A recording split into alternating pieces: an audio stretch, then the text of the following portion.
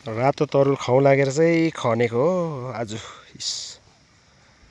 यहाँ काँक्राको मचन बनाउँदै हाम्रो सुरेन भाइ। हौ सुरेन, हजुर यता हेर। हजुर काँक्राको मचन बनाउनु सुरु गर्यो। तरुल खाउँ लागेर खनी हेरेको, यत्रो फले चाहिँ हो। निकै राम्रो राम्रो मजाको गेडा रोपेको पोहोर। यो एउटा अचम्मको तिनवटा शिवलिङ्ग ट्याक्कै राखेको जस्तो, चुला ढुङ्गा जस्तो पनि।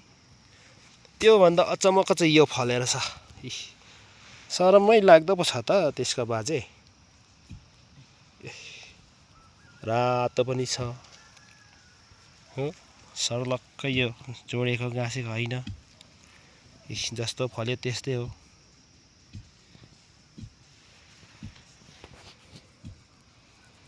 के फलेको यस्तै यो।